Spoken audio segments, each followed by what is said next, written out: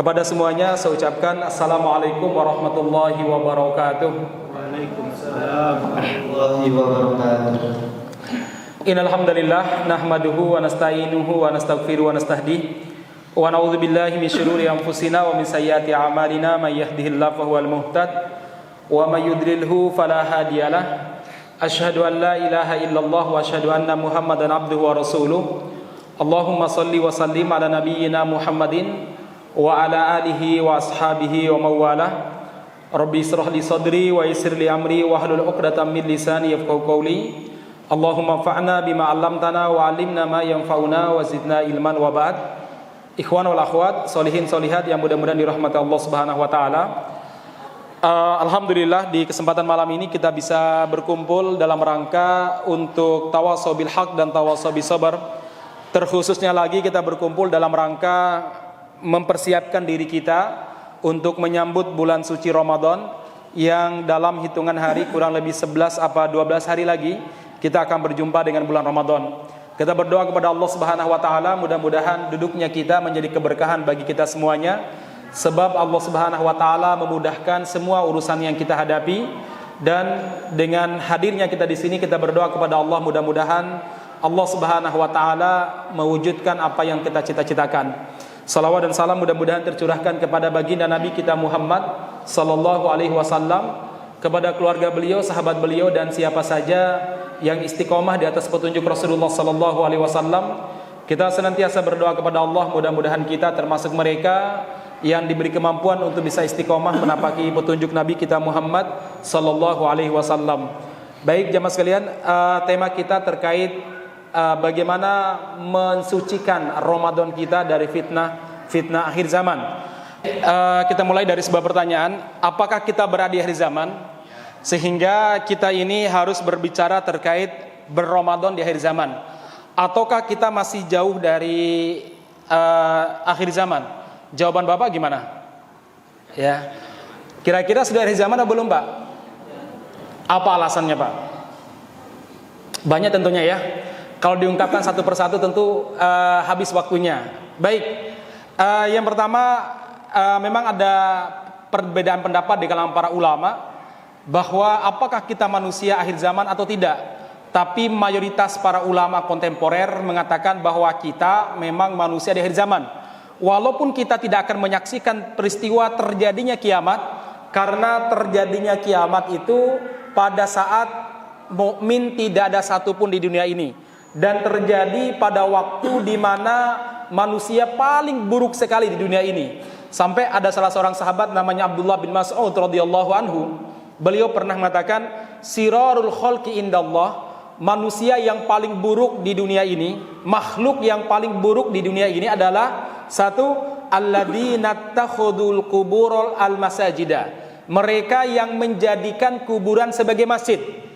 Masjid itu biasanya untuk sholat, untuk doa, untuk baca Al-Quran dan lain sebagainya. Artinya kalau ada aktivitas-aktivitas seperti ini di kuburan dan menjadi sebuah tradisi, ini berbahaya.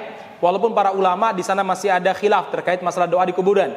Tetapi kata Abdullah bin Mas'ud radhiyallahu anhu, manusia yang paling buruk, makhluk yang paling buruk di muka bumi ini adalah satu, orang yang menjadikan kuburan sebagai masjid. Yang kedua, orang yang menyaksikan kiamat di saat mereka masih hidup. Itu adalah manusia yang paling buruk sekali. Makanya masyarakat muslimin, orang beriman, kita insya Allah tidak akan menyaksikan terjadinya kiamat. Karena sebelum kiamat terjadi, nanti Allah Subhanahu wa taala akan mengirim dabbatu minal ardi, yaitu seekor binatang dari yang keluar dari perut bumi, dalam sebuah riwayat membawa tongkat Nabi Musa dan cincin Nabi Sulaiman. Cincin Nabi Sulaiman digunakan untuk menstempel setiap mukmin. Walaupun dia namanya Yohanes, kalau dia mukmin tinggal di New York misalkan, distempel mukmin. Sementara tongkat Nabi Musa alaihissalam dia gunakan untuk menstempel setiap orang kafir. Walaupun namanya Muhammad bin Salman, tinggalnya di Riyadh misalkan ya, kalau memang dia orang kafir misalkan, distempel pakai apa namanya? Pakai tongkatnya Nabi Sulaiman alaihissalam. Nah, kemudian semua manusia telah terstempel dua tadi, mukmin atau kafir. Dan kemudian Allah Subhanahu wa taala akan mengirimkan angin sepoi-sepoi yang bersumber dari Yaman dalam riwayat lain mengatakan bersumber dari Syam, boleh jadi dua-duanya. Kemudian masuk ke ketiak setiap orang yang distempel mukmin, kemudian dia pun wafat, sehingga yang tersisa di dunia ini adalah manusia yang sangat buruk sekali. Nah, sementara kita tetap berada di akhir zaman. Kenapa demikian? Para ulama menjelaskan setidaknya ada 4 alasan kenapa kita berada di akhir zaman. Di antaranya kurang lebih 1400 tahun yang lalu Rasulullah Shallallahu Alaihi Wasallam pernah bersabda, "Bu'istu ana, saya diutus, wasa'ah," beliau tunjukkan jari telunjuknya, "Bu'istu ana, saya diutus, wasa'ah," dan terjadinya kiamat, beliau tunjukkan jari tengah, "Kahataini," seperti ini, "wa yakrunu baina isbi'aihi as-sababah wal wusta." Diginikan oleh Rasulullah, dan aku diutus dan terjadinya kiamat seperti ini. Begitu dekatnya jarak antara Rasulullah Shallallahu Alaihi Wasallam diutus dengan terjadinya kiamat. Baik, itu yang pertama. Yang kedua, jamaah sekalian, tanda-tanda kiamat sugro telah nampak dan telah terjadi.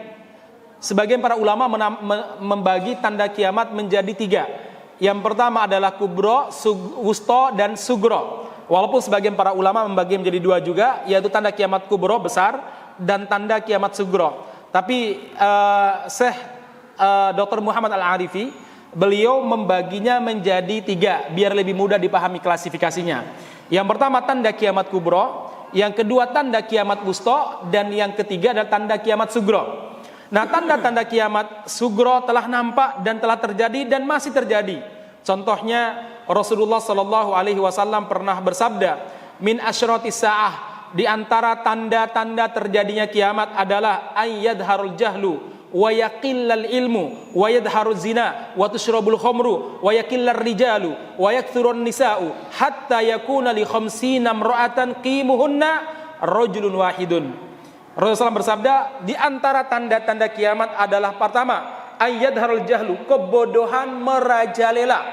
Mungkin ada yang beralasan, ya kebodohan sekarang dahsyat sedikit.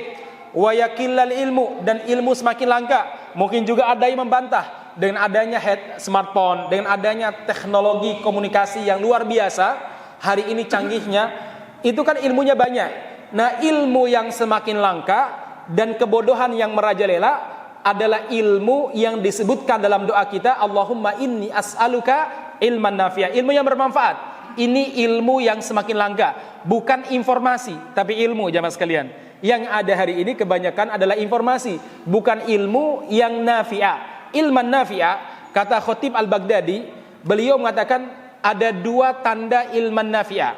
Yang pertama adalah mengantarkan pemiliknya memiliki rasa takut yang luar biasa kepada Allah Subhanahu wa taala. Innama yakhsyallaha min ibadihil ulama. Jadi semakin takut seseorang kepada Allah Subhanahu wa taala berarti ilmunya bermanfaat.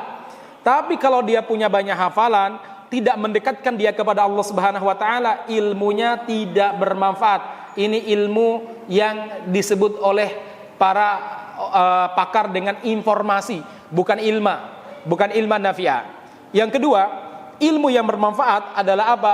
Ilmu yang dengannya yuhadzibul akhlak, memperbaiki akhlak seorang manusia.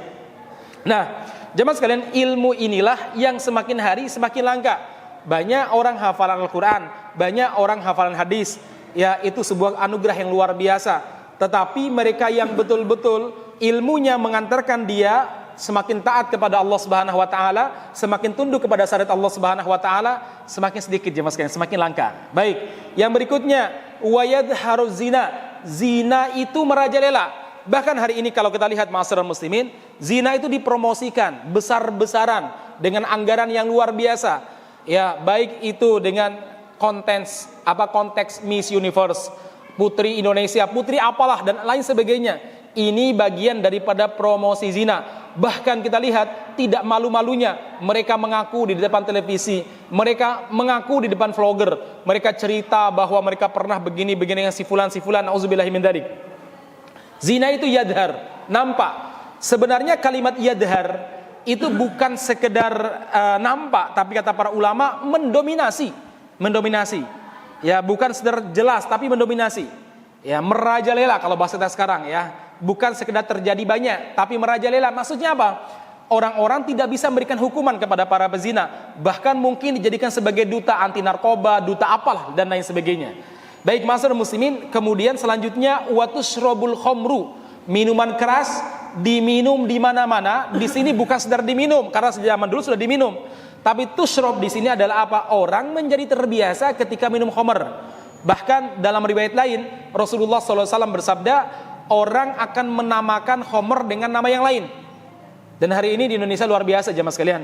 Kemarin kita lihat di Nusa Tenggara Timur, itu gubernurnya Laskodat, dia memproduksi massal minuman keras daerah dengan alasan ini bagian daripada local wisdom, ini bagian daripada kearifan lokal dan lain sebagainya. Bahkan konon ya di Jawa Tengah ini hampir saja ciu diproduksi massal ya, yang ingin mengikuti Laskodat ya.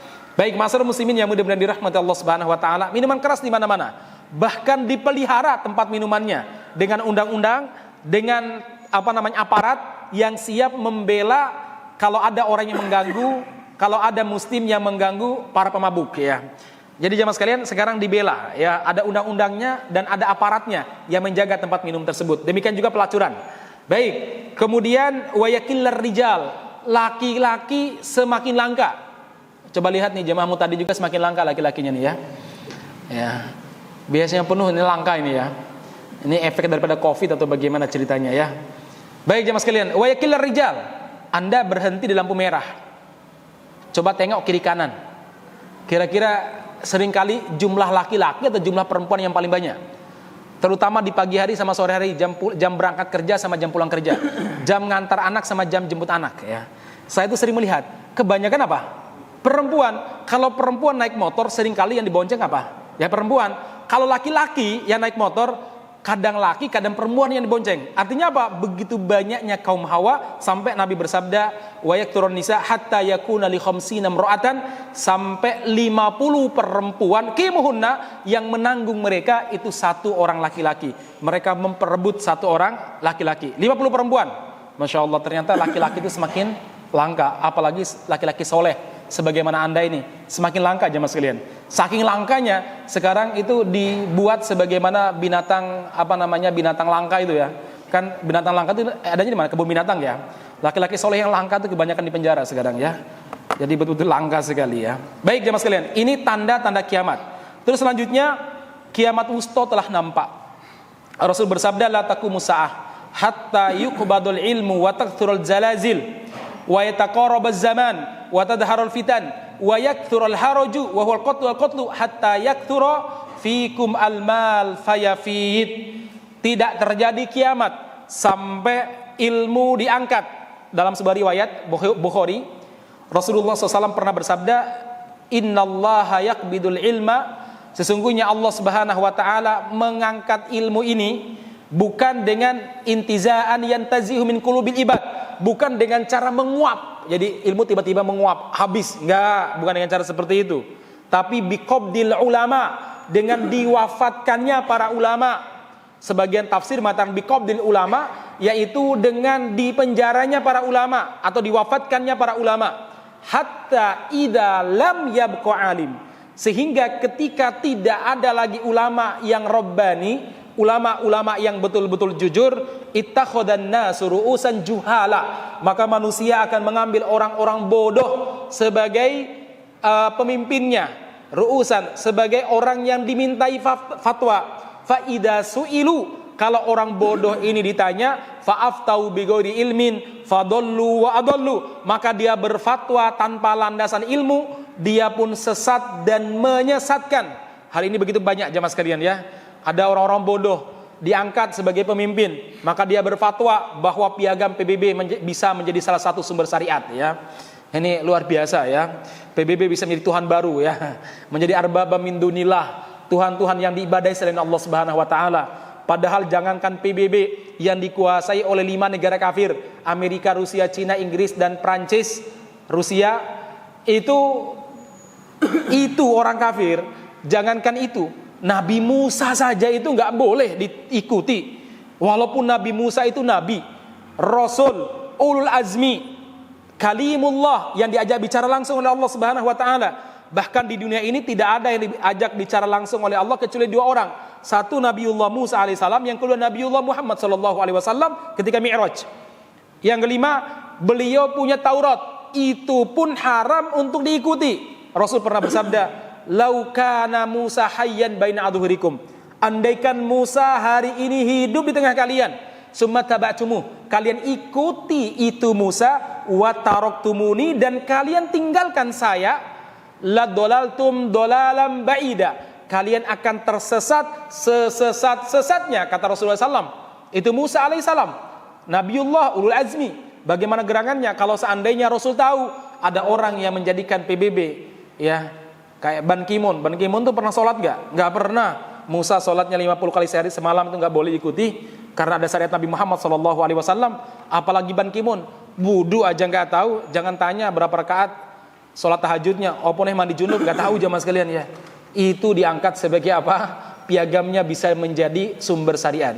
Orang-orang bodoh muncul memberikan fatwa kepada masyarakat. Ada lagi kiai atau guslah yang mengatakan bahwa di mata Allah semua makhluk itu sama, nggak ada bedanya antara Hindu, Buddha dan lain sebagainya, sama saja. Ya ini memang betul-betul ini dai-dainya para PBB ya. Ya du'atun ila abwabi jahannam. Ya padahal jelas-jelas Allah membedakan antara muslim dan kafir. Orang kafir Allah sebut ulaika kal an'am, seperti binatang ternak ya. Balhum adol, bahkan lebih buruk daripada binatang ternak. Imam Al-Baghawi dalam tafsirnya mengatakan kenapa orang kafir itu lebih buruk daripada binatang ternak. Begini, kalau Anda punya binatang ternak, taruhlah misalkan kalau saya ketika saya kecil, karena bapak saya petani dan memiliki beberapa kebun dan ladang. Karena ladang dan kebun tersebut tak ada hujan, jadi nanamnya bareng, biasanya panen juga hampir-hampir bareng. Nah, makanya apa? Kita dulu butuh anjing untuk menjaga kebun kita. Kalau malam dari babi, kalau siang biasanya dari dari sapi ataupun kambing-kambing yang diliarkan, itu bisa memakan. Nah, terus gimana caranya? Biasanya kalau kebun tersebut ada 3 sampai 5 ekor anjing kita pelihara. Anjing itu kalau Anda kasih makan pagi, sore, itu akan manut sama sampean. Anda gunakan untuk berburu, walaupun dia itu berdarah-darah, berkeringat, ya berguling ke sana kemari dengan kijang yang dia gigit, tidak akan dia makan. Dia akan menunggu tuannya menyembelih, kemudian memberikan jatahnya, baru dia makan. Maksudnya begini, binatang yang bernama anjing saja pintar berterima kasih kepada tuannya, padahal tuannya cuma ngasih makan 2 kali sehari.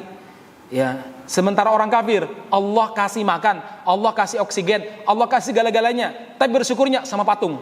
Maka Allah mengatakan balhum adol, mereka lebih buruk daripada binatang ternak.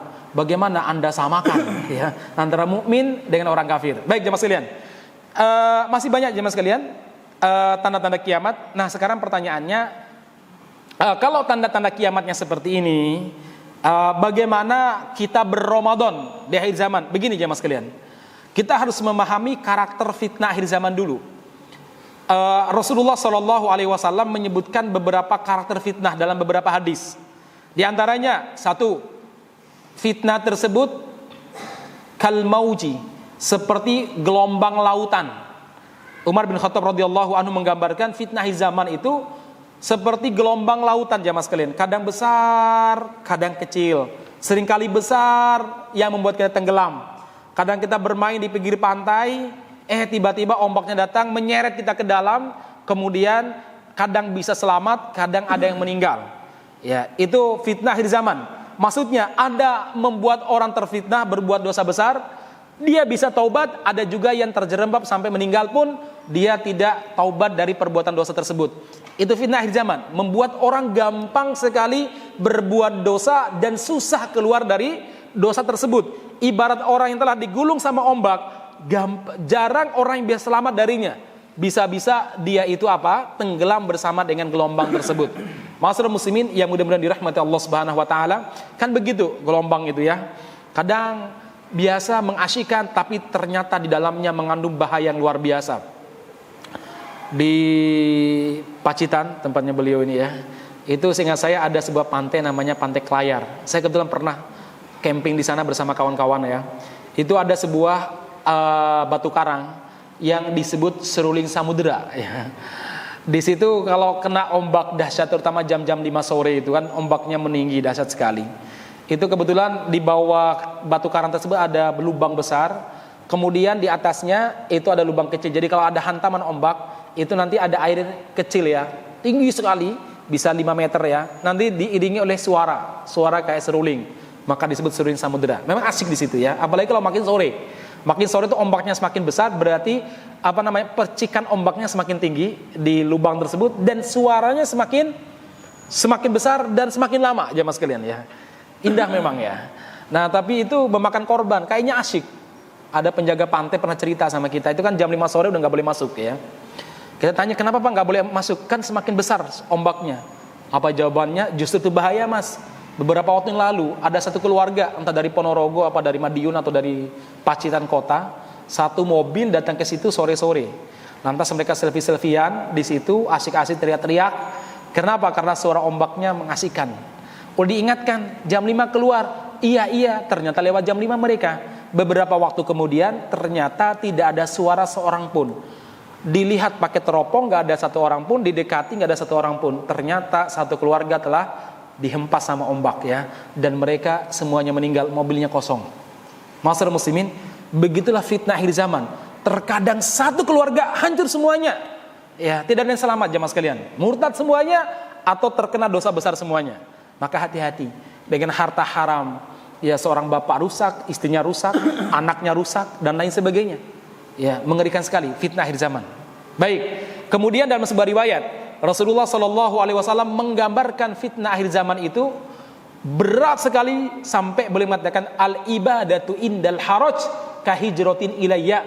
Beribadah ketika masa-masa fitnah itu seperti berhijrah kepadaku. Apalagi ibadah dalam makna ibadah-ibadah yang sifatnya kemaslahatan umat. Contohnya dakwah, amar ma'ruf nahi mungkar, jihad fisabilillah, abotnya orang umum, beratnya luar biasa. Apalagi ketika manusia bersatu untuk menghadang pergerakan Islam, beratnya luar biasa. Ma'asyiral muslimin yang mudah-mudahan dirahmati Allah Subhanahu wa taala, saat itu yang mampu istiqomah adalah mereka yang memang telah menjual jiwa raganya dan dunianya untuk Allah Subhanahu wa taala. Itu saja yang mampu bertahan. Yang lain tidak mampu bertahan. Ya, tidak mampu bertahan jamaah sekalian. Begitu dahsyatnya fitnah akhir zaman. Dalam sebuah hadis, Hudzaifah ibnu Yaman radhiyallahu anhu, salah seorang sahabat Nabi yang paling tahu fitnah. Beliau mengatakan, mal khamru bi adhabi bi ukulir rijali minal fitani. Sesungguhnya minuman keras tidak ada apa-apanya dibandingkan fitnah dalam menghilangkan akal sehat manusia. Artinya apa? Fitnah lebih cepat menghilangkan akal sehat manusia daripada apa? Ya, daripada minuman keras jamaah sekalian. Sampai saya tuh keheran, ada salah seorang habib, saya dulu pernah ikut daurahnya, mengatakan bahwa amar ma'ruf nahi mungkar hari ini fitnah katanya. Jadi lebih baik apa? Lebih baik menjadi putranya Adam, Habil, ketika mau dibunuh sama Qabil. Jadi apa? Udah pasrah saja. Anda nggak usah terlibat. Nanti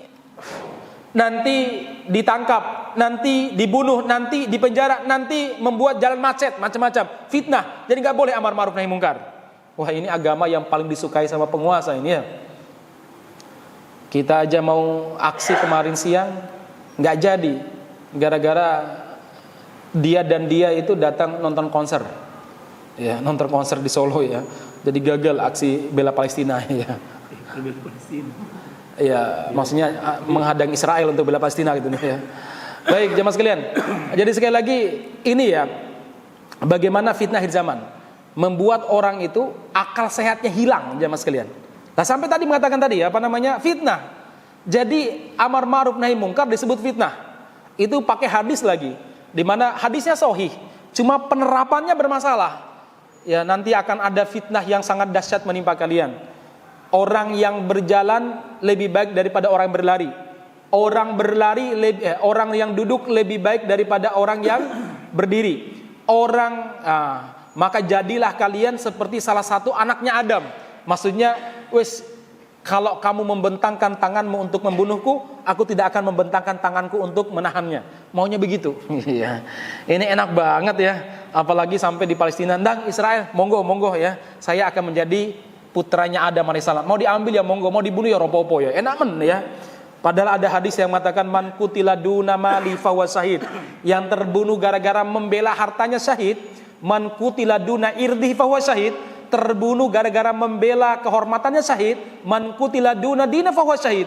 Dan yang terbunuh gara-gara membela apa? Agamanya fahuwa syahid. Di mana hadis ini jemaah sekalian? Di mana Rasul juga pernah bersabda, Sayyidus syuhada, orang yang menjadi penghulunya para syuhada dua. Satu, Hamzah bin Abdul Muthalib yang gugur pada perang Uhud. Yang kedua apa? Rajulun, seorang aktivis, seorang muslim, qoma ila sultanin jair, datang menemui penguasa yang jahat, fanahahu fa'amarahu wa nahahu, dia memerintahkan kepadanya perkara-perkara yang baik dan melarangnya dari perbuatan-perbuatan yang buruk. Fakotalah, dia terbunuh gara-gara amar ma'ruf nahi mungkar. Walaupun sekali lagi bukan berarti menghilangkan kaidah-kaidahnya, cuma ini fitnah. Apalagi saya dengar ada juga sebagian kiai yang saya langsung dengar dari mereka. Mereka mengatakan bahwa jihad Palestina itu adalah fitnah. Matinya itu bukan mati syahid. Itu bukan urusan kita. Itu urusan sekarang qadiyatul filastiniyin, laisa qadiyatul ummal islamiyah, dia bilang ya. Kiai ini Habib, saya dengar langsung. Kondisi sekarang di Palestina itu kondisi orang-orang Palestina saja, urusan mereka bukan urusan umat Islam. Ngeri banget. Itulah yang dikehendaki oleh PBB jemaah sekalian ya. Dimana kita tidak perlu peduli dengan saudara-saudara kita. Ini berbahaya banget. Ya. Dimana sabda Nabi Muhammad SAW, man khodalam ro'an musliman, siapa yang menelantarkan satu muslim, apalagi satu bangsa, satu muslim saja, apalagi satu bangsa, di saat dia membutuhkan pertolongan Allah, di saat kehormatannya diinjak-injak, harga dirinya dinodai, dia membisu padahal dia mampu menolongnya, maka Allah Subhanahu wa taala pasti akan menelantarkan dia di saat dia butuhkan pertolongan Allah Subhanahu wa taala. Jadi jemaah sekalian, fitnah itu ini baru dari fitnah dari lisan-lisan orang-orang yang kita anggap sebagai orang-orang yang punya agama, orang-orang yang berilmu. Belum fitnah harta, belum fitnah wanita dan fitnah-fitnah lainnya. Itulah fitnah yang kata Hudzaifah mampu menghilangkan akal sehat seorang manusia. Lebih buruk daripada khamar. Seorang kiai gara-gara fitnah, dia mengatakan apa? Bahwa kitab suci yang paling porno, mohon maaf, dia bilang Al-Quran. Akhirnya matinya suul khotimah itu. Kemudian apa lagi? Fitnah ini fitnah akhir zaman yang membuat seorang profesor doktor di bidang syariah yang mengatakan bahwa LGBT, lesbi, gay, biseksual dan transgender itu given, anugerah dari Allah Subhanahu wa taala. Ngeri sekali jemaah sekalian. Fitnah akhir zaman, saudara sekalian. Fitnah akhir zaman. Dan fitnah akhir zaman yang membuat orang rela keluar dari agamanya dengan terang-terangan, bergabung dengan orang-orang kafir dalam memerangi saudara-saudara muslimnya. Masih banyak sekali saudara sekalian. Ada juga seorang kiai datang ke Israel, kemudian menyanyikan lagu One Heart One Love, ya. Satu jiwa satu cinta, ya. Satu jiwa satu cinta di acara keagamaan Yahudi, ma'asyiral muslimin. Dengan orang-orang kafir berpelukan, sementara dengan muslim musuhnya luar biasa. Baik ma'asyiral muslimin, ini adalah fitnah akhir zaman. Tentu mempengaruhi ibadah-ibadah di bulan Ramadan. Gara-gara fitnah akhir zaman, kadang ibadah kita di bulan Ramadan itu berpengaruh. Anda masih ingat sekitar 2 tahun yang lalu di Jawa Timur ada sebuah tulisan yang cukup mengesalkan jiwa. Apa di tulisannya? Mbok, orang yang berpuasa hormat kepada orang yang tidak puasa, ya. Jadi kebalik, orang yang puasa disuruh menghormati orang yang tidak puasa. Ini gambarannya ada maling nyuri rumah, masuki sebuah rumah dan mencurinya. Pak RT datang bilang sama yang punya rumah hormat sama maling, ya. Jadi kita punya hak untuk puasa, kita disuruh menghormati para maling. Baik, ini bolak-baliknya fitnah di zaman jamaah sekalian, ya. Baik, saya kira ini mau sampaikan. Tadi saya diminta 45 menit. Mungkin sebagai sebuah gambaran saya tidak perlu banyak.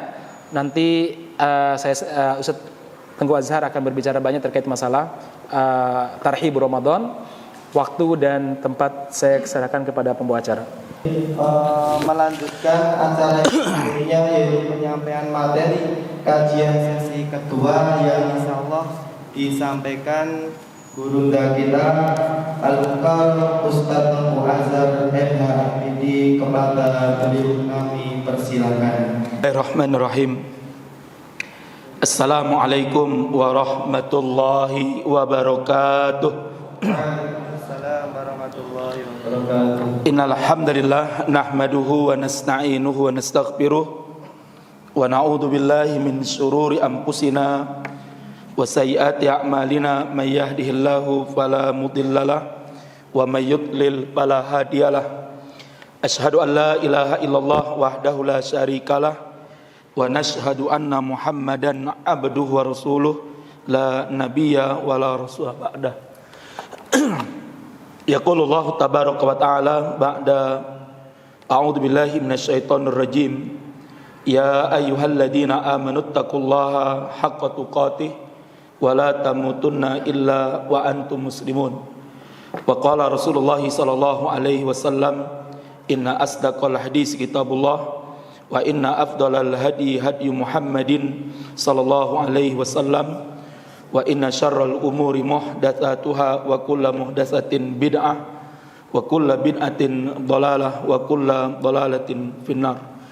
Malam hari ini kita bersyukur kepada Allah Subhanahu wa taala bisa hadir di Masjid Al-Muhtadin ini dalam kajian yang dilaksanakan oleh teman-teman Andalus yaitu berkenaan dengan tarhib Ramadan. Mudah-mudahan Allah pertemukan kita dengan bulan Ramadan, ya. Allahumma ballighna Ramadan. Ya Allah, pertemukanlah kami semua yang hadir pada malam hari ini dengan bulan Ramadan. Karena bisa jadi sehari sebelum Ramadan nyawa kita diambil oleh Allah Subhanahu wa taala. Berapa banyak mereka yang telah berRamadan bersama kita pada tahun yang lalu, namun dipastikan pada Ramadan tahun ini mereka tidak akan bersama lagi dengan kita karena telah terlebih dahulu dipanggil oleh Allah Subhanahu wa taala. Karenanya kalau saya baca di dalam beberapa kitab para sahabat Nabi itu setelah berakhirnya bulan Ramadan, mereka membagi bulan Dzulhijjah, bulan-bulan Hijriah di dalam kalender Hijriah itu menjadi 2. 6 bulan pertama setelah berakhirnya bulan Ramadan, maka doanya para sahabat dan para ulama salaf kita adalah apa? Mereka berdoa kepada Allah agar amal ibadah mereka selama 1 bulan penuh di bulan Ramadan diterima oleh Allah Subhanahu wa taala. Dan itu selama 6 bulan. Jadi selama 6 bulan terus para sahabat berdoa. Kenapa? Karena kekhawatiran sahabat dan para ulama-ulama salaf kita, termasuk di dalam hadis Rasulullah sallallahu alaihi wasallam yang mana Rasulullah mengatakan apa? Pernah suatu hari ketika Rasulullah sallallahu alaihi wasallam berada di masjid, beliau naik ke mimbar dan mimbarnya Rasulullah ini memiliki 3 tangga, ya, memiliki 3 tangga. Dan itu sebagaimana mimbar yang dipakai oleh teman-teman di NU itu. Gambaran apa namanya? Gambaran mimbarnya seperti itu. Dan itu bisa dilihat nanti kalau kita umroh atau haji, sholat di Masjid Nabawi, mungkin bisa lihat itu ada mimbarnya Rasulullah SAW. Dan mimbar Rasulullah itu memiliki apa? Memiliki tangga. Rasulullah naik ke atas tangga mimbar beliau ini. Maka di tangga yang pertama Rasulullah kemudian membacakan apa? Mengucapkan amin. Nah, ya. Kemudian Rasulullah naik lagi ke tangga yang kedua. Rasulullah kemudian mengucapkan apa? amin. Dan naik di tangga yang ketiga, Rasulullah sallallahu alaihi wasallam mengucapkan amin kembali. Sehingga para sahabat bertanya, "Ya Rasulullah, mengapa engkau mengucapkan amin di tangga yang pertama? Kemudian mengucapkan amin di tangga yang kedua. Dan naik yang ke tangga yang ketiga engkau juga mengucapkan amin." Padahal tidak ada seorang pun di antara kami yang berdoa. Ya. Kami tidak mendengar tadi ada yang berdoa, tapi kenapa engkau mengucapkan apa? Amin. Maka Rasulullah kemudian menjawab bahwa apa? Tadi datang kepadaku Jibril alaihissalam dan meminta kepadaku untuk mengaminkan doanya Rasulullah SAW. Kita bisa bayangkan, Mbak, kalau yang berdoa itu sayyidul malaika, yang berdoa itu adalah penghulunya para malaikat, sedangkan yang mengaminkannya adalah sayyidul anbiya'i wal mursalin wa sayyidul khalqi wal bashar, penghulunya para nabi dan rasul dan penghulunya para manusia. Kira-kira doanya terkabulkan atau tidak? Kira-kira doanya makbul betul? Makbul ya? Kecuali kalau yang berdoa Pak Jokowi, yang mengaminkan si siapa itu? Siapa? Oh, Erick Thohir. Ya. Maka mungkin masih orang berpikir ini kira-kira doanya ngaku atau tidak kan gitu kan? Tapi kalau yang berdoa malaikat Jibril, yang mengaminkannya adalah Rasulullah, maka insya Allah dipastikan doa ini apa? Makbul. Apa doanya? Di tangga yang pertama, malaikat Jibril alaihi salam berdoa kepada Allah. Apa itu? Semoga Allah subhanahu wa ta'ala roghibaan purojulin. Semoga Allah subhanahu wa ta'ala menjauhkan seseorang dari rahmatnya. Siapa dia? Man laqiya walidayhi, barang siapa yang bertemu dengan kedua orang tuanya atau salah satu dari kedua mereka, namun tidak memasukkan dia ke dalam jannahnya Allah subhanahu wa ta'ala. Itu didoakan oleh malaikat Jibril. Malaikat Jibril berdoa kepada Allah, "Ya Allah, jauhkan seseorang dari rahmatmu yang mereka bertemu dengan kedua orang tuanya atau salah satu di antara mereka, namun orang ini tidak masuk jannah." Karena apa? Karena tidak berbakti kepada kedua orang tuanya, atau dia durhaka kepada kedua orang tuanya. Lah maka Bapak-Ibu sekalian yang mudah-mudahan dimuliakan oleh Allah, ya mudah-mudahan kita yang hadir pada malam hari ini tidak termasuk orang-orang yang durhaka kepada kedua orang tua kita. Dan kita tidak termasuk orang tua yang menjadi penyebab anak kita durhaka kepada kita. Ya. Karena ada kisah yang cukup menarik. Sahabat Umar didatangi oleh seorang bapak yang melaporkan anaknya telah durhaka kepadanya. Kemudian anak ini dipegang sama Umar kerah lehernya, kerah bajunya itu. Fulan, berani-beraninya engkau durhaka kepada bapakmu, kepada ayahmu. Maka anak ini kemudian bertanya, "Wahai Umar, apa hak anak atas kedua orang tuanya? Apa hak anak atas ayahnya?" Maka Umar menjawab, "Yang pertama, dia berikan nama yang baik." Kata si Fulan, "Ayahku tidak memberikan nama yang baik kepadaku." Yang kedua, dia memberikan kepadamu ibu yang solehah. Anaknya bilang, "Ayahku tidak memberikan kepadaku seorang ibu yang solehah, tapi ibu yang kasar, ibu yang keras, ibu yang tidak penyayang kepada anaknya."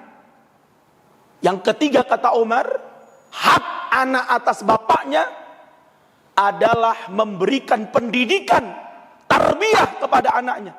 Makanya menarik Pak, di dalam Al-Quran Allah ketika mengajarkan kepada kita doa Rabbighfirli, itu menggunakan kalimat apa? Walid. Rabbighfirli waliwa lidayya warhamhuma. Lihat di akhir ayatnya, kama rabbayani shaghira. Di dalam Al-Quran Allah menyebut kata-kata orang tua atau bapak ibu, itu ada yang menggunakan abun, aba, bapak-bapakmu atau ibu-ibu. Tapi di dalam surat Al-Isra Allah menggunakan dengan ayat walid yang dikaitkan dengan pendidikan. Artinya apa? Ada orang tua yang sebatas hanya menjadi orang tua biologis saja. Yang penting ngelahirke, ngedeke, kasih pangan, kasih Rubicon. Tahu Rubicon? Enggak. Nggak tahu? Nggak ngerti Rubicon? Belum. Tahu ya, Bapak kan tahu ya Rubicon ya? Oh, Jeep yang kemarin harganya mahal. wah, baru tahu beli. Antum punyanya apa? Motor. Oh, motor, bukan Rubium. Hanya membesarkan saja, tidak mendidik, tidak mengajarkan, tidak mengenalkan mereka kepada Allah Subhanahu wa Ta'ala. Bayangkan. Dan ini bapak yang seperti ini adalah bapak biologis yang kalau anaknya nanti suatu saat berdoa Rabbighfirli waliwa lidayya warhamhuma kama rabbayani shaghira, khawatirnya doa itu tidak nyerempet kepada siapa? Kepada bapaknya, karena bapaknya nggak pernah didiknya, nggak pernah mengenalkan ia kepada Allah, tidak pernah dia kenalkan kepada Rasulullah, nggak pernah dia kenalkan kepada Al-Quran. Makanya ada kalimat wali walidayya. Kalau bahasa kita apa ya? Orang tua ideologis. Mudah-mudahan kita yang hadir malam hari ini Pak, bapak biologis sekaligus bapak ideologis. Dan yang menariknya, kenapa Allah menggunakan di dalam surat Al-Isra itu menggunakan wali walidayya, enggak menggunakan wali abawayya, enggak. Karena abun itu identik dengan bapak ideologis, bapak yang menghasilkan anak tersebut. Padahal di sana ada bapak dan ibu yang mungkin seumur hidup dia nggak akan punya anak, atau seumur hidup dia tidak punya anak. Kenapa? Karena dia mandul. Ya, ada nggak seorang bapak, ibu, seorang suami istri yang nggak punya anak? Ada nggak? Banyak. Kira-kira anak siapa yang bisa mendoakan dia? Kalau anak yang berdoa kepada kedua orang tuanya itu dikhususkan oleh Allah hanya dari anak biologis, anak yang dihasilkan dari hubungan suami istri, seorang bapak dan ibu. Pertanyaannya adalah, bagaimana dengan bapak ibu yang gak punya anak? Bagaimana dengan seorang suami istri yang seumur hidup dia gak punya anak? Masya Allah. Bahkan saya dapat informasi di Solo itu ada seorang suami dokter spesialis kandungan, istrinya dokter spesialis anak, dan gak punya anak. Padahal yang suaminya dokter spesialis kandungan ini itu sudah banyak membantu orang yang gak punya anak, dikasih caranya, dikasih resepnya, dikasih metodenya, berhasil. Lah ketika dipraktekkan sama dia nggak berhasil, karena Allah belum apa? Takdirkanlah. Pertanyaannya Pak, kalau mereka nggak punya anak, terus Bagaimana mereka bisa mendapatkan doa dari seorang anak? Maka menarik, kalimat walid di sini adalah seorang bapak ideologis yang mungkin saja itu bukan anak biologisnya, itu bukan anak dia, tapi karena dia punya uang, dia punya kelebihan harta, dia punya nafkah yang bisa kemudian menyekolahkan anak orang dia didik, anak orang dia ambil, kemudian dia sekolahkan, dia masukkan ke pondok-pondok itu, dia masukkan ke Al-Mu'min Ngeruki, dia masukkan ke Darus Saadah, dia masukkan ke pondok-pondok, dan dia biayai. Dan Masya Allah Pak, saya ketemu dengan seseorang, setiap bulannya dia keliling pondok di Solo Raya ini sambil membawa kartu Syahriah itu, jumlahnya berapa? 50 Syahriah. Jadi bawanya pakai, padahal beliau nggak punya anak ya. Semua anaknya itu anak ideologis. Saya kalau akhir tahun itu diundang beberapa pondok untuk ngisi akhir usana. Di pondok ini ketemu bapak itu ya. Pindah pondok yang lain, loh, ada lagi. Saya tanya, Pak, berapa orang anak jenengan yang wisuda tuh? Alhamdulillah Ustaz, 20. Bayangkan Pak, satu orang setiap tahun anaknya yang wisuda berapa? 20. Padahal bukan anak biologisnya. Anak apa itu? Anak ideologis. Masya Allah Pak. Maka mudah-mudahan doa anak-anak ideologis ini, setiap kali mereka berdoa kepada Allah, Rabbil firli waliwa lidayya warhamhuma kama rabbayani shaghira, mudah-mudahan bapak ideologisnya, ibu ideologisnya juga mendapatkan apa? Mendapatkan pahala. Lah si anak ini bilang sama sahabat Umar, "Wahai Amirul Mukminin, ayahku tidak pernah mendidikku, gak pernah mengajarkan aku, gak pernah mengenalkan aku kepada Allah, kepada Rasulnya, kepada Islam." Langsung sahabat Umar apa? Lepaskan kerah baju anaknya, kemudian dia kembali mengarahkan kepada bapaknya, langsung dia pegang kerah baju si bapak dengan mengatakan, "Hei Fulan, sungguh engkau telah durhaka kepada anakmu sebelum anakmu durhaka kepadamu." Masya Allah, subhanallah. Maka Bapak sekalian yang mudah-mudahan dimuliakan oleh Allah, jangan sampai nanti anak-anak kita durhaka kepada kita itu karena apa? Karena apa? Dikarenakan diri kita. Ngeri Pak. Masalah harta itu bisa menjadikan seorang anak itu durhaka kepada orang tuanya. Masalah harta bisa menjadikan seorang saudara kandung itu bisa. Saya beberapa hari yang lalu Pak didatangi oleh 2 orang yang sama-sama ngaji, ya sama-sama ngaji, ikhwan, Masya Allah ya. Yang satu nih kakaknya, yang nomor 2 ini adiknya yang paling akhir. Ini Pak getem, tau getem itu apa ya? Apa tuh? Getem itu di rumah saya tuh saling apa ya? Anyel. Wah, bukan anyel lagi Pak.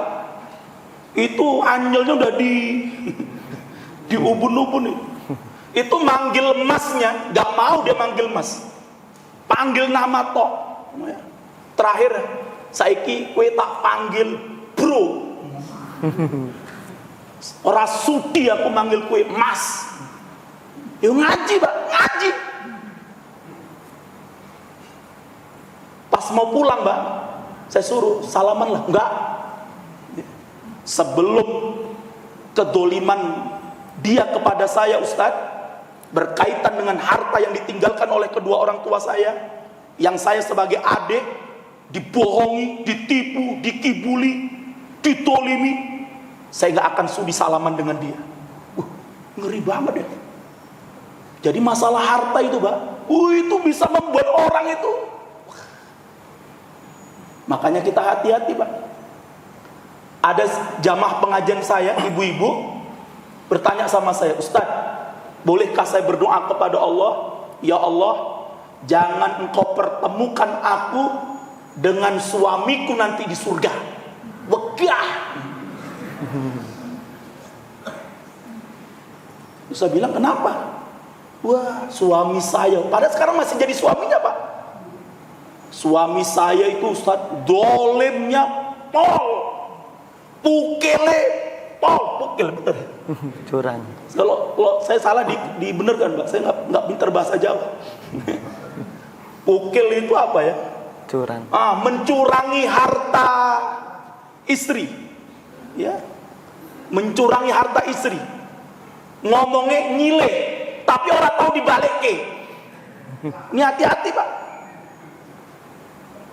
Jenengan sebagai seorang suami minjem harta istri, itu akadnya pinjam, berarti wajib kembalikan.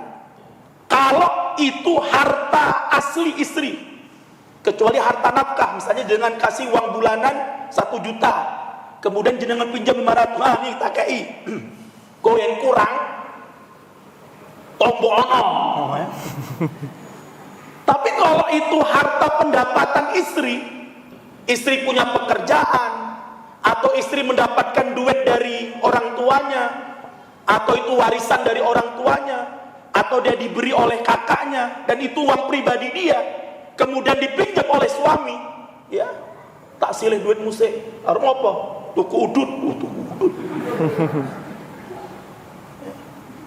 Tetapi si suami ini gampang ke, Pak, nggak pernah nyaur utangnya dia kepada apa? Istri. Kalau diminta, wah, suami ini ngamuk-ngamuk, misuh-misuh keluar.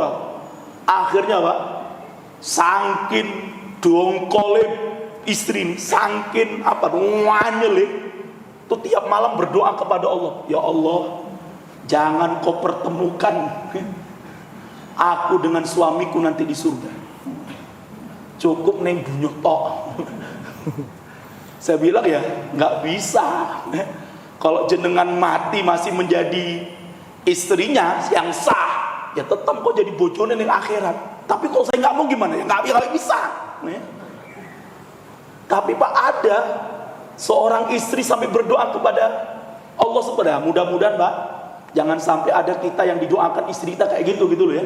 Naudzubillah min dalik. Tapi Bapak sekalian yang mudah-mudahan dimuliakan oleh Allah. Lah, diaminkan oleh malaikat Jibril. Diaminkan oleh Rasulullah. Kemudian Rasulullah naik di mimbar yang kedua. Ya. Kemudian apa? Malaikat Jibril berdoa kepada Allah, "Rahima anku rajul, ya Allah, celakalah seorang hamba atau jauhkan seorang hamba dari rahmat-Mu ya Allah." Siapa? Orang yang apabila disebutkan nama Rasulullah sallallahu alaihi wasallam di depannya, dia tidak memberikan selawat kepada siapa? Kepada Rasulullah sallallahu alaihi wasallam, diaminkan oleh Rasulullah. Makanya, Pak, setiap kali nama Nabi Muhammad disebutkan di depan kita, ucapkanlah kalimat apa?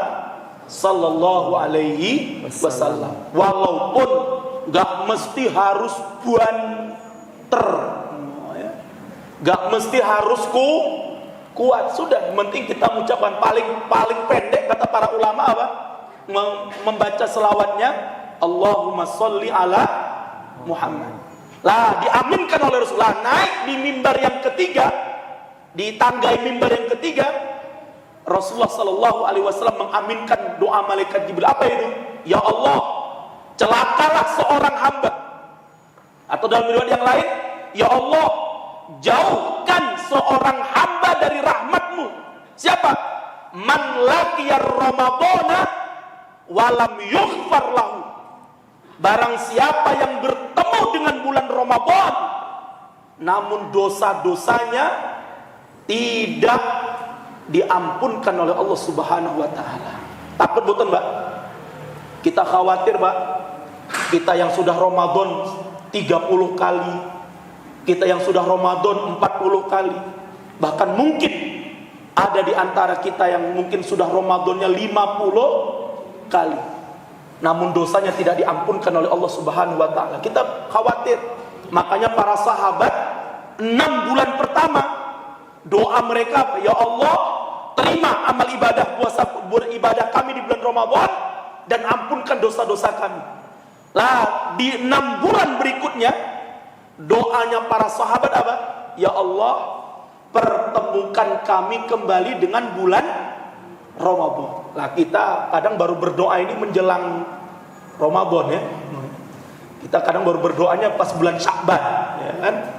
Atau paling nggak di bulan Rajab lah ya. Karena ada doa, walaupun doa ini bukan berasal dari Rasulullah, tapi kita boleh berdoa dengan doa ini kalau tidak meyakini doa tersebut berasal dari siapa? Rasulnya, karena hadisnya dhaif. Tapi kalau karena ini doanya baik, karena doa ini doanya mengandung kebaikan, maka boleh kita berdoa dengannya. Allahumma barik lana fi Rajaba wa Sya'bana wa ballighna Ramadan. Wallahu a'lam bishawab. Teman-teman sekalian yang mudah-mudahan dimuliakan oleh Allah Subhanahu wa taala, tema yang saya sampaikan dalam waktu yang sangat singkat ini, bagaimana kita meraih kemenangan dan kemuliaan di bulan Ramadan, ya. Allah Subhanahu wa taala berfirman dalam surat An-Nasr ayat 1 sampai 3, "Idza jaa nasrullahi wal fath wa ra'aitan nasa yadkhuluna fi dinillahi afwaja fasabbih bihamdi rabbika wastaghfir innahu kana tawwaba." Para ulama mengatakan apa, Pak? Ayat ini, surat An-Nasr ini merupakan surat terakhir yang turun kepada Rasulullah sallallahu alaihi wasallam sebelum beliau wafat. Nah, ya. Walaupun yang masyhur di tengah-tengah kita selama ini, surat terakhir yang turun kepada Rasulullah adalah surat apa? Al-Maidah ayat 3 ya. Al-yauma akmaltu lakum dinakum wa atmamtu alaikum ni'mati wa raditu lakumul Islam madinah. Tapi di dalam beberapa riwayat yang sahih, ayat terakhir sebelum wafatnya Rasulullah atau beberapa hari sebelum wafatnya Rasulullah, surah An-Nasr ini. Maka ketika surah An-Nasr ini turun, Rasulullah tanya kepada para sahabat, ya, tahukah kalian apa makna yang tersirat dari ayat ini? Mayoritas para sahabat, waktu itu ada sahabat yang sahabat-sahabat senior, sahabat Abu Bakar, sahabat Umar, mereka mengatakan, wah, ini kabar gembira dari Allah bahwa sebentar lagi Islam akan menang dan nanti manusia akan berbondong-bondong akan masuk ke dalam Islam. Kemudian Rasulullah tanya kepada Ibnu Abbas, bagaimana pendapatmu Ibnu Abbas? Maka Ibnu Abbas menjawab, ayat ini, ya, ayat ini, kata beliau, surat ini sekaligus, ya, selain kabar gembira, tapi ayat ini juga sekaligus apa? Kabar duka, kabar kesedihan. Para sahabat senior bertanya, wahai Ibnu Abbas, bagaimana mungkin engkau mengatakan ayat yang mengisinya mengandung kabar gembira dari Allah, engkau katakan ayat ini sebagai apa? Sekaligus kabar duka, kabar kesedihan dari Allah. Maka kata Ibnu Abbas apa? Wahai para sahabat-sahabat Nabi, ketahuilah, kalau Islam telah sempurna, semua risalah Allah telah dijalankan, telah disampaikan oleh nabinya, kira-kira Nabi akan apa? Gak ada, Pak. Nabi pensiun itu gak ada. PNS pensiun ono, ASN pensiun ono, buruh pabrik pensiun ono, tapi Nabi pensiun. Lu pensiunan Nabi orang ono, Pak. Berarti kalau Islam telah sempurna, semua risalah Allah telah disampaikan oleh nabinya. Berarti apa? Berarti ini kabar dari Allah, sebentar lagi nabinya akan diwafatkan oleh Allah Subhanahu wa taala. Akhirnya para sahabat yang awalnya gembira, akhirnya apa? Wah, iya ya, benar juga ya. Masya Allah. Lah, maka Bapak sekalian, di dalam ayat ini ada 4 poin isyarat kemenangan yang akan Allah berikan kepada kita. Ya, ada 4 kesimpulan yang diambil oleh para ulama. Nanti bisa dibaca dalam buku, judulnya Al-Jihad wal Ijtihad. Ya, disebutkan di sini bahwa Bapak, dari surat An-Nasr ayat 1 sampai 3 ada 4 isyarat yang Allah berikan kepada kita. Apa itu? Yang pertama, la ubudiyata bi ghairi tamkinin. Tidak akan mungkin kita bisa beribadah kepada Allah dengan sempurna kecuali kita harus menang dulu. Kita harus berkuasa dulu di atas muka bumi ini. Kalau belum berkuasa, Pak, kita tidak akan mungkin bisa beribadah kepada Allah dengan apa? Dengan sempurna. Paling tol kita hanya bisa beribadah yang sifatnya apa? Mahdhah, salat, ya kan? Puasa Ramadan, ya. Zakat, apalagi itu? Haji, umroh, ya kan? Apalagi, ya? Hanya ibadah-ibadah yang mahdhah. Tapi kalau sudah kaitannya dengan ibadah-ibadah yang pelaksanaannya itu adalah negara, politik, berat, Pak. Kita nggak usah bicara potong tangan, nggak usah bicara hukum rajam, nggak usah bicara hukum kisos. Kita bicara tentang yang namanya riba, ya. Kita nggak usah bicara terlalu muluk-muluk, Pak. Potong tangan, kisos, jamu masih waduh. Di Aceh saja, saya 1 bulan keliling Aceh, Pak, untuk menyelesaikan disertasi saya tentang tentang hukuman cambuk terhadap non muslim. Harus non muslim ya, karena nggak boleh, Pak, dalam disertasi kalimatnya kafir itu. Di Aceh, walaupun sudah terlaksana itu, dan itu karena ada kekuasaan. Kalau nggak ada kekuasaan, nggak mungkin, Mbak, hukuman cambuk bisa terlaksana di Aceh itu. Nggak bisa. Itu pun masih dibatasi. Ada catatan dari pemerintah Indonesia, boleh konun jinayat dilaksanakan di Aceh sebatas hukuman cambuk. Potong tangan nggak boleh, rajam no, kisos opo meneh, nggak bisa, Pak. Hanya boleh hukuman apa? Cambuk. Itu pun dibatasi, ya. Lah, maka pas kalian mudah-mudahan dimuliakan oleh Allah, apalagi kita di Jawa ini, wah, nggak mungkin itu. Jangankan kita bicara yang tingkatnya itu, Pak, kita bicara riba saja hari ini, waduh. Jangankan kita mau menghilangkan riba di bank konvensional, ya. Bahkan hari ini ada ustadz-ustadz yang kerjanya setiap hari menyampaikan kalau riba itu halal. Ada, Pak, ya, ada di Solo nya ada, Pak, ustadz riba namanya. Tahu ustadz riba ya? Kenapa? Karena dia ustadz yang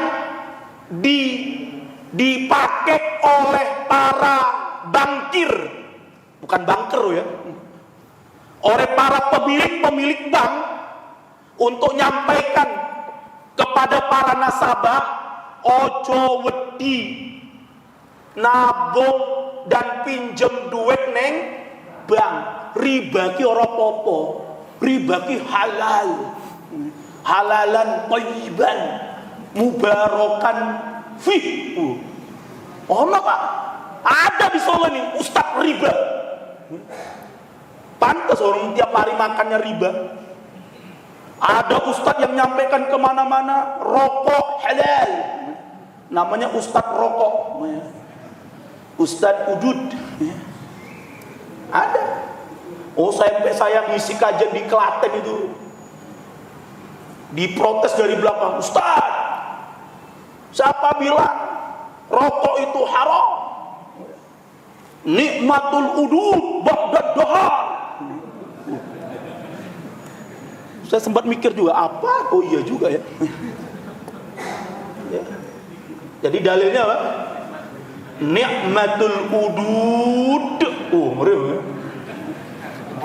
Pakai kol-kola ya. Oh iya. Ba'dad dahar. Rawahu dedemit. Gini. Oh, saya itu ketemu dengan orang yang pernah jadi manajer pabrik rokok, Pak. 20 tahun dia jadi manajer pabrik rokok. Bukan rokok sembarangan, cap kebo, cap jagung. Dia manajer pabrik rokok. Tuh rokok Gisamsu, Arda, Kansas, apa meneh kuwi? Marlboro. 20 tahun Pak jadi manajer pabrik rokok. Saya diundang pengajian di masjidnya dia di Padang sana. Saya tanya, Pak, jenengan jadi manajer pabrik rokok pernah merokok? Enggak, haram. Kaget saya. Gitu. Manajer pabrik rokok ngomongin malah. Bahkan dia bilang Pak sama saya, bahkan Ustaz, saya punya 2 orang anak laki-laki. Saya bilang sama anak saya, kue jangan sekali-kali merokok. Rokok hukumnya haram. Anaknya Pak, dia larang dari kecil merokok. Padahal bapaknya kerja neng. Jadi Pak, mereka yang punya rokok itu Pak, mereka yang punya pabrik rokok itu nggak pernah merokok. Sing merokok sinten? Ya orang Cemani, jamaah Mutadin. Ada ya? Oh ada, mudah-mudahan nggak ada ya. Insyaallah. Sini nggak ada jamaah udud ya, jamaah isap semuanya. Tahu ya? Yang kedua saya singkat aja, la maghfirata min ghairi fathin. Maka tidak akan ada pengampunan yang sempurna dari Allah kalau tidak ada yang namanya fathun. Apa fathun itu? Penaklukan, pembebasan. Kita nggak usah bicara membebaskan Palestina, Pak. Terlalu waduh. Membicara membebaskan Suriah, waduh tenan, Uighur, Rohingya, Yaman. Kita bicara Pak, berapa ratus ulama-ulama kita di Indonesia yang sekarang ditahan, dipenjara secara zalim oleh pemerintah kita ya. Kita nggak usah ada bicara ustadz-ustadz kita Pak. Mau bicara Gus Nur, Karo Bambang Tri, yang secara syariat itu nggak ada penistaan terhadap agama di situ, Pak. Tapi dipaksa, pokoknya sampean nistakan agama. Yang benar, mubahalahnya Gus Nur itu nggak sah, ya, nggak sah sebenarnya. Itu aja yang benar. Nggak ada penistaan kecuali Gus Nur sama Bambang Tri ketika mubahalah orang pakai Quran, tapi pakai aqua. Wallahi, ini penistaan. Oh, ini pakai Quran loh. Yang benar mubahalahnya nggak sah. Kenapa? Karena mubahalah yang sah itu menurut para ulama harus dua-duanya orang yang orang yang berselisih di antara mereka itu didatangkan. Jadi setelah Gus Nur memubahalai Bambang Tri, Baru setelah itu kepada Insinyur Jokowi. Pripun Pak Jokowi? Wallahi, billahi, tallahi. Saya Joko Widodo dengan ini mengatakan saya punya ijazah saya asli. SD 6 tahun, SMP 3 tahun, SMA 3 tahun, UGM Fakultas Kehutanan 4 tahun, dan saya punya ijazah yang sah. Kalau saya berbohong, ya Allah laknatlah saya, istri saya dan anak keturunan saya. Tapi kalau saya benar ya Allah, saya tidak berbohong, laknatlah Bambang Tri sak bojone sak anak-anake. Kira-kira Pak Jokowi mau nggak kira-kira? Nggak mau? Mosok. Seharusnya gitu Pak. Jadi dalam kasus Bambang Tri ini mubahalahnya nggak sah. Adapun nanti diterima oleh Allah atau tidak, wallahu a'lam bishawab. Toib ya. Yang ketiga, sebentar kita ya, 5 menit lagi. La fatha illa bisyahada. Nggak akan mungkin ada sebuah penaklukan, ada sebuah pembebasan tanpa adanya tertumpahnya darah para syuhada. Jadi Pak, kalau ada orang ngomong kita menang, tenang-tenang aja, nggak usah perang, nggak usah jihad, sambil minum kopi, kok bakalan menang. Ini ngapusi. Penaklukan, kemenangan itu pasti menggunakan apa? Syahadah. Dulu Indonesia ini ketika menang tanpa pertumpahan darah, sing ngomong sopo. Dulu ulama-ulama kita ketika mendakwahkan Islam di Nusantara dengan kedamaian, tanpa kekerasan, tanpa jihad, sing ngomong sopo. Bok baca sejarah. Baca sejarah Pak. Baca sejarah Demak, baca sejarah Pangeran Diponegoro. Makanya Pangeran Diponegoro itu nggak pernah diceritakan Pak sejarahnya. Menjadi simbol Kodam 4 Dipone. Kenapa Pak? Karena kalau kisahnya Diponegoro diajarkan ke jenengan Pak, jenengan jadi teroris semuanya. Wah ngeri Pak. Wah walak-wal baroknya Pangeran Diponegoro itu ceto welo-welo Pak. Beliau putra pertama Raja apa itu? Hamengkubuwono ketiga, putra pertama. Seharusnya beliau putra mahkota, beliau nggak mau. Beliau kasihkan kepada adiknya. Kenapa? Karena zaman itu orang yang ngesahkan jadi raja itu siapa? Londo, kafir. Maka beliau apa? Nggak halal, nggak layak, nggak pantas kita berwalak sama kafir Londo itu.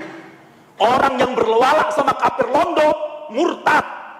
Maka muncullah istilah Londo Ireng. Tahu Londo Ireng ya? Londo pesek.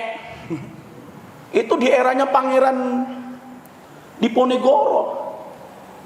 Maka muncullah jihad perang Jawa 1825 sampai 1830 yang menjadi martir bagi jihad berikutnya hingga akhirnya Indonesia merdeka tahun 1945. Pemantiknya Pak, itu jihad Jawa Pak. Pemantiknya itu perang Jawa. Jadi kalau ada yang ngomong Islam di Indonesia itu disebarkan dengan damai, dengan tenang, tanpa kekerasan, tanpa pertumpahan darah. Wih, ngapusi. 100% ngapusi. Kenapa? Karena mereka ingin menghilangkan apa? Sejarah. Oh, masya Allah ya. Saya nggak baru lihat Ustaz. Ada Ustaz saya di sini nih, masya Allah. Ya. Yang terakhir, la yumakkan hatta yumtahan. Allah nggak akan berikan kemenangan sampai kita diuji oleh Allah Subhanahu wa Ta'ala. Jadi pas kalian, mudah-mudahan apa yang terjadi hari ini itu adalah bagian daripada imtihan. Yang tujuannya adalah apa? Nanti Allah akan memberikan apa? Kemenangan kepada kita. Dan terakhir ya, kemenangan di bulan Ramadan. Dan kemudian di bulan Ramadan itu Pak, kemenangan iman. La'alakum tatakun. Yang kedua, kemenangan hujjah. Apa itu? Allah turunkan Al-Quran. Maka Pak, selama kita berpegang dengan Al-Quran, maka insya Allah dan pasti hujjah Allah akan menang. Nggak akan ada yang bisa mengalahkan hujjah Allah itu. Makanya kita bersyukur kepada Allah dengan dipertemukannya bulan Ramadan. Kenapa? Itu kemenangan hujjah. Maka kembali kita kepada Al-Quran, pelajari Al-Quran supaya apa? Kita bisa membungkam para pembuat syubhat. Tadi sebagaimana Ustaz Mas'ud bilang, ada orang yang ingin menjadikan piagam PBB sebagai apa? Sumber hukum Islam, dan ngomongnya apa? Ada dalilnya, ada dasarnya dengan syariat Islam itu piagam PBB. Tapi anehnya khilafah orang no dalile. Nggak ada dalil khilafah itu. Mana buktinya dalil khilafah? Piagam PBB ono, kan hebat kan? Ini orang kok berani banget ya ngapusi kayak gitu. Apa nggak takut dengan ancaman Allah itu? Dalam surat Al-Baqarah ayat 174 ya. Kata Allah, sesungguhnya orang-orang yang mendustakan kebenaran yang kami turunkan melalui Al-Quran, kata Allah, ya, bisa dibuka nanti itu dalam surat Al-Baqarah ya, ayat 174. Innal ladina yaktumuna ma anzalallah minal kitab. Orang-orang yang menyembunyikan kebenaran yang Allah turunkan di dalam Al-Quran ini, kemudian dia perjualbelikan kebenaran itu, dia sembunyikan kebenaran itu dengan apa? Dengan bayaran duit dari Israel, dengan bayaran duit dari Amerika, dengan bayaran duit dari Iran, dengan bayaran duit dari Australia, dengan bayaran duit dari orang-orang kafir itu. Apa kata Allah? Ulaika ma yakuluna fi butunihim illan nar. Tidaklah yang mereka makan di dalam perut mereka itu kecuali bara api neraka. Naudzubillah min dzalik. Hati-hati Pak, Anda menyembunyikan kebenaran. Kenapa? Karena pesan sponsor. Ya, pesan sponsor. Sponsornya siapa? Cina, Amerika, PBB, Israel. Naudzubillah min dzalik. Baik ya. Yang terakhir adalah kemenangan fisik, di mana Allah menangkan Nabi Muhammad di medan jihad pada tanggal 17 Ramadan tahun kedua Hijriah yang disebut dengan perang apa? Perang Badar Al-Kubro. Maka Bapak sekalian, kita bersyukur dan mari kita sambut bulan Ramadan ini dengan kesenangan, dengan kebahagiaan ya. Jangan nyambut bulan Ramadan senep. Oh, senep ya. Napa senep ya, Pak? Senepnya sedih karena nggak punya duit. Engko bukone piye? Belum lagi bojoku wis njaluk omah, njaluk omah ya. Njaluk jubah, njaluk jilbab, njaluk iki. Wah, akhirnya Pak, datang Ramadan enggak semringah, tapi malah apa? Lesu. Nah, jangan sampai itu terjadi. Wallahu a'lam bishawab, wallahul muwaffiq ila aqwamit thoriq. Billahi taufiq wal hidayah. Assalamualaikum warahmatullahi wabarakatuh.